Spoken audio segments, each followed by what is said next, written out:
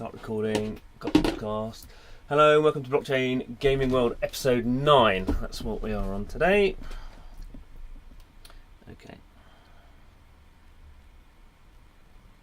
Start recording.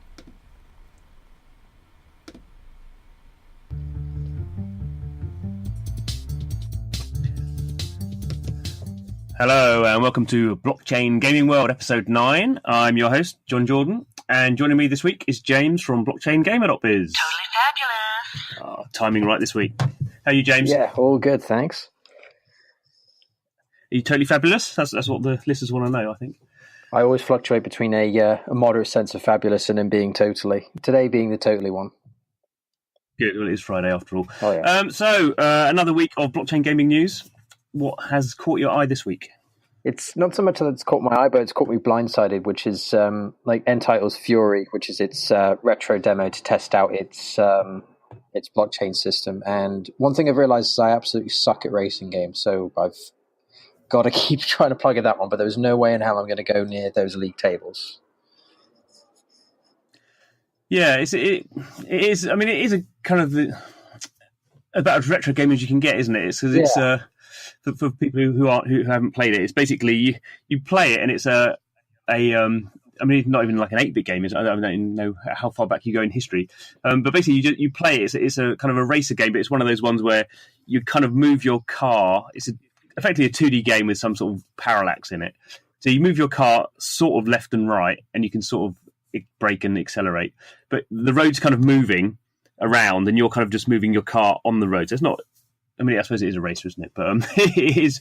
The thing is now, it's actually quite difficult to play those games, I find. I mean, back in the day when that was what gaming was, everyone was really good at these kind of pixel perfect things. Now, those kind of games, I find, not that I was ever good at them, but they are actually quite difficult. Yeah. It's like, It's kind of like how in Indie Game the Movie talks about how gaming these days helps to like file off a lot of the edges that we were originally exposed to, and it's as a result, it's kind of changed our approach to difficulty. It is the nanny state of games. That's what we're in. Anyway, but we should say Entitle is not a blockchain game maker. They're a blockchain. No, actually, they like to call themselves a blockchain market. They're not live yet, but they're basically going to be a market which is allow people to sell games and items. So they're doing this game, I guess, to gain users, and you have to play the game and do the fastest lap, and then you get on the leaderboard, and they're going to. They have quite a lot of money they're going to give away, aren't they? I don't know how they're going to give it away. Was it 20,000 or 200,000? I think it's. I mean, can you remember? I think it's 20,000, but I mean, either which way, I wouldn't. I definitely wouldn't look the gift horse in the mouth and that sort of one. I think they. Well, I don't think we're going to get very much of it because my fastest time was 1 minute 38 or something, and the fastest one is 1 minute 12. Last time I looked, so. It's like Mario Kart all over again. Oh, absolutely. So anyway, good. I've been playing a few blockchain games this week as well, and have had pretty much the same experience as you had. So there's quite a lot been going on. So BitGuild has launched 2 games this week. So it launched Blockchain Cuties, which is very much inspired by CryptoKitties, a kind of similar kind of collectible type game with a bit more gameplay on top, and also kind of a bit more anticipated. Axie Infinity has finally gone live. Oh, yeah. And Axie Infinity is very much inspired by CryptoKitties because it was some of the people who were really into CryptoKitties a few months ago, or probably now almost a year ago, isn't it? Decided they were going to make another game. So it looks really good. It's really interesting. It has the same breeding thing, but it has this 3x3 battle mode as well. So I was quite looking forward to playing it. And unless I was doing something really wrong, basically, when you go to BitGuild and you find find Axie Infinity, basically they're kind of running the Axie Infinity web page within the BitGuild browser, which is kind of fine, I suppose. When you go to play the game, you have to buy an Axie, and the cheapest one I could find was $20. God. So would you spend $20 on a? I mean, I've spent $20 on a CryptoKitty, I suppose. So maybe it's more about me, but I mean, there's definitely some things that look interesting about it. I mean, having a look at some of one is the fact that they've been able to clock tens of thousands worth of like battles during the time that they were given their closed beta. Mm. So it's been interesting, and to see it now going into seeing the refinement of its battle mechanics and that sort of thing, it's looking promising. But as for spending like $20+ on an Axie, I don't know. I'll probably need to see more of it before I jumped into that. I think that's absolutely the problem. So, coming from the free-to-play mobile game world, which is I spent last kind of 5 years into, obviously it's a very different sort of thing, technology-wise. But the whole point of those is they get people into the game, and then they go, well, it's free-to-play, so just keep people playing, keep people excited. So you go start these games off, and they give you low-level characters, but then you start leveling up really quickly, and you go, oh, this is really good. And then obviously after about a week, you decide whether you want to keep playing it and maybe spend some money. With the blockchain games, it's totally the opposite. You up front, you get nothing for free, and then they're not even asking you. If it was like $5, I probably would have bought one. But if it's like $20, it's kind of I might do it, but I'm gonna have to research the game more and think, oh, am I really going to do it? And maybe look on OpenSea and see what they're trading for. Can I sell it? And I just kind of think that puts a lot of friction in the system. Which I just think kind of this is why blockchain games have really been stuck around this kind of 10,000 player mark. But most games don't have anything like that. But that's kind of I think where the market is at the moment, just because there is no free to play stuff. Although saying that though, Blockchain Cuties did have that, but it kind of hid it away. So the first thing you saw was like, oh, you haven't got a cutie, can you go and buy one? And then actually it did say if you scroll further down the screen, it said, oh, here's kind of one to practice on. And a few games are doing this now. So I think that's really sensible to have maybe a really low powered item where you can just go in and practice, or maybe it's not working on the blockchain, maybe it's not a blockchain item, but that's fine. You can upsell people. You can say, if you're really liking this game, this one you can't trade because it's just like a practice one, but if you go and buy one, that'll be on the blockchain and you'll be a proper blockchain game. So it's definitely good. I think there's a lot of education that has to be done. Yeah, it's something that like blockchain developers are really going to have to like get their head around, is making sure that they don't go too much off onto their own way and actually learn from some of the previous experience that like mobile and like desktop games have had to go through before them, and move away from this like almost like slot machine mechanic for like getting people into their games, because the average person is just going to want to delve in and try before they buy, not buy before they try. Yeah, totally with you on that one.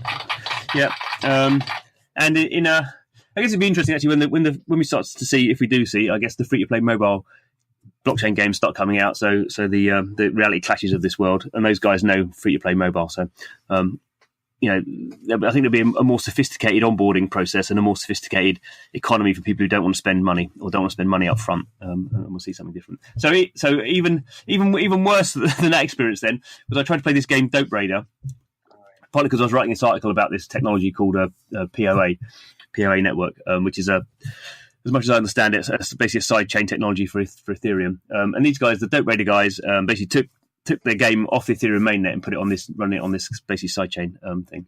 But unfortunately, MetaMask, which they were using, doesn't really work on this POA thing. So together with the POA guys, they created this other thing called a Nifty wallet. So I created a new wallet, just what I needed in my life, another wallet, which basically works like MetaMask, very similar, but just works on this POA system. And I couldn't get that to work, nor did I get my free $1 of POA, which I was promised for signing up. So I was miffed by the Nifty wallet. So I thought, that hasn't worked. So I'll try another one. There's this one called Portis, which is a more an ID system. It's a devil wallet in as well, but it's like another attempt. And they said try that one. So I tried that one, and that didn't work either. So I basically added 2 more wallets to my collection of now getting on for 20 blockchain wallets, most of which have no money in. So my password list is growing exponentially. So I've not done very well this week, really. But good old Guild Chat has still been coming up trumps. What are you up to on Guild Chat now? Well, I'm up to the princely sum of 14 cents in Tron. 14 cents? Yeah. Wow.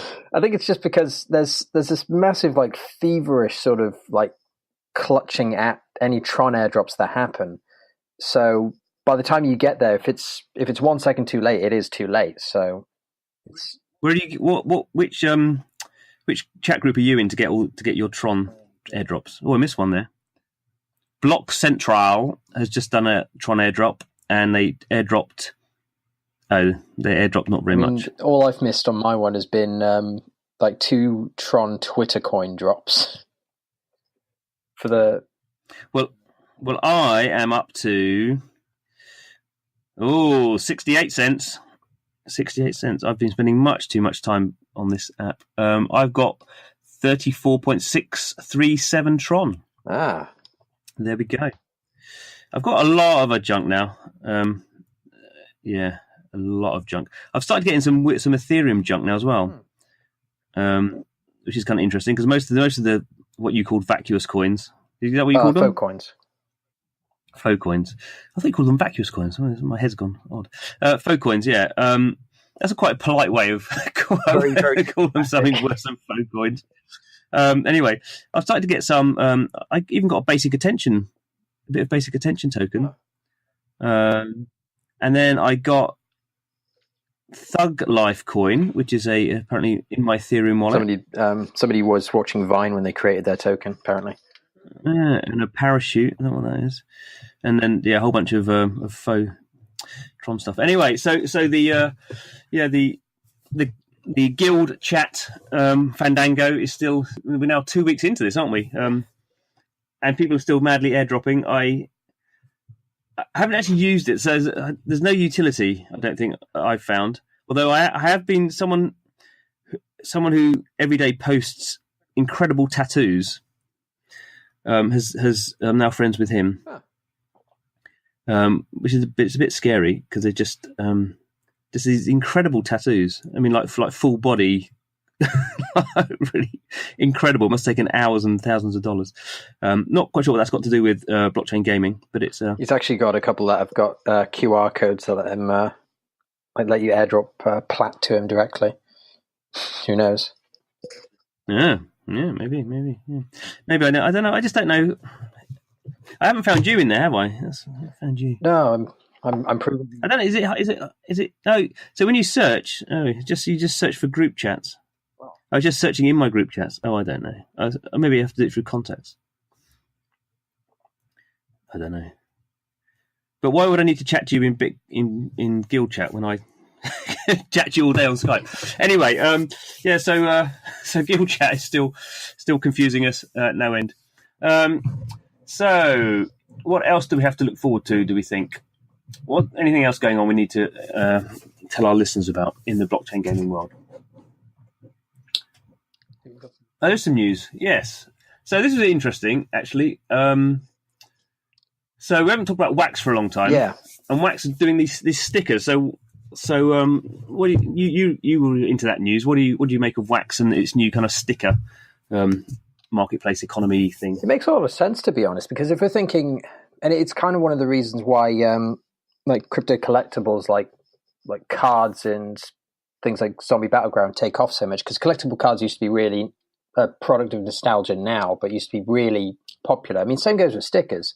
And it makes sense for this sort of move to be taken by Wax, because that way people can establish new collections, or they make it seem as though these same stickers can be used. Well, the influencer side of it makes sense, or like attaching them to other items, which sounds interesting, but it's whether or not that manifests exactly. Yeah, I think for me that was. I mean, I don't really know about stickers. They were saying that off the blockchain world, in terms of like Counter-Strike skins, some Counter-Strike skins sold, and it had loads of stickers on it. So I don't really understand. Obviously, as you say, kind of what would be interesting is if you can attach stickers to other things, and quite then what those other things are. But then, kind of technically, how does the Wax system know? I mean, I guess you have to be in the Wax system to attach a Wax sticker to it. You can't just attach a Wax sticker to any old thing you want to. But I can see at the moment the Vigo kind of thing where you just had these knife skins and gun skins, the usual kind of stuff. Yeah, the decals. For me, didn't really make much sense because there's only so much kind of artistic endeavor you can get into a gun skin, really. But the sticker thing seemed a bit more interesting, as you say. Like influencers and stickers just seemed a bit less weighty, a bit more fun, really. I guess even with stickers, obviously, what you could do, because I mean, I don't know if Wax have actually got around to it yet, but they announced they were doing this they were going to have support for like sneakers and stuff, didn't they? They were going to have they were going to allow you to sell real world items on their marketplace. So as soon as you kind of start doing that kind of stuff, and if I guess some stickers it wouldn't really work into the blockchain, but if you had like stickers that got kind of valuable on the blockchain, you could just people could kind of print them out in real life, and it could be like a faux to use that word, a faux version of those stickers, and it could kind of drive the value of the main thing up again, and you can kind of see this some interesting stuff would go on there with stickers. Truth be told, see how that works. Truth be told, I mean, some of the initial concepts that we've seen from them in terms of what their stickers would look like do look really cool, and they've got a couple of partnerships with like major companies in the works, so we may see like some far more popular sticker collections that are coming out. So it's going to drive people to really want to start their own collections or start trading these things. Yeah, I just think to me it just appeals much more than a M16 skin. It's just like what's that? Anyway, it's interesting. It's kind of because Wax went a bit quiet for a while. I kind of thought last couple of months. So, although I guess the thing is, you can announce things, but until things actually start going live, and I don't know how far they got on with their platform. Really, obviously their mainnet, EOS forked mainnet is live. I think I probably need to go back and have a look and see what's going on there. Really, a few other marketplace things. So some future games have launched marketplaces. Crypto Wars, is that one that's caught your attention? Their marketplace, kind of effectively pre-sale type things, gone live. Oh yeah. So let me see here. Crypto Wars. I think it's an interesting game. I mean, I've spoken to some of the guys there from Experimental. They've been doing a lot of beta testing. They had some nice risk reward mechanics where you're attacking other people's kind of bases and stuff, but you could kind of risk more of your troops in this being handled by the smart contract. So I think there's some nice ideas there. I've not played it, so I can't judge it. And also Hash Rush is again doing an item partnership, this time with OpenSea. So it's interesting, OpenSea, which is a kind of an open marketplace for blockchain games, now doing some specific partnerships with games to do kind of custom marketplaces for them to sell their stuff. Makes a world of sense for them because I mean they're a little bit off the track in terms of getting their initial their beta out, which I think is like a 10,000 player strong one. So it's pushed back a couple of things. Well, they keep saying 10,000. Yeah. They got there yet, have they? Because it's next year, isn't it? The Hash Rush one there. Yeah. So I think the betas, it's either December or they may push it back to 2019, and then I think the full release is like March 2019. Okay, right. I would say the only thing about pre-sales is I'm just not a fan of pre-sales. I can understand why the developer wants to get money up front, but I just paying for something that you don't know the game. The only reason I've done pre-sales really is to get early access. So I think we both did the Zombie Battleground Kickstarter, didn't we? To get that, and I know with the Crypto Wars, if you buy something, you get access to the alpha. So. But again, that's like I think that was the cheapest one there was $20. So again, it's a bit like I don't know. You keep $20 on its own. I think it's fine. But if suddenly you're trying to play 10 games and they're all $20 to get in, it's only 200, which is a bit different, isn't it? Yeah, it starts really racking up if you're really prolific in this sort of space. Yeah. I suppose even now with Hash Rush now on Indiegogo, they're kind of doing a similar thing as well, aren't they? So I've not dipped my toe into that one.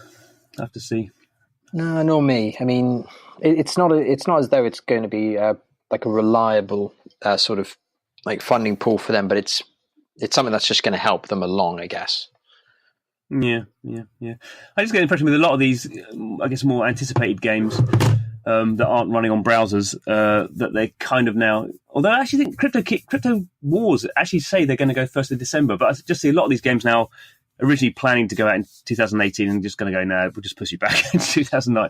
Give ourselves a bit more time to get a bit more funding or to kind of polish it up, which I think is totally sensible. I mean, I think that's it's better to be a little bit late and be good than be hit your release deadline and having to spend all next 3 months. Oh yeah, trying to patch stuff. Absolutely. I mean, it makes a big difference. I mean, nobody wants a Mighty Number 9 sort of situation in terms of production and funding. Yeah. Good. Well, 20 minutes up, come up. Doesn't time go quick when you're talking blockchain games? It does for me and James anyway. So thank you very much, James. Always a pleasure. And thank you, dear listeners. I think there's more than one of you now. It's not just my mum. So don't forget to subscribe. So every week we are talking about blockchain games and all the tomfoolery that is going on there. We find it interesting. Hope you do too. But other than that, thank you very much for listening, and hope to... I keep saying hope to see you again. I don't hope you listen to us again next week. There we go. Got there in the end.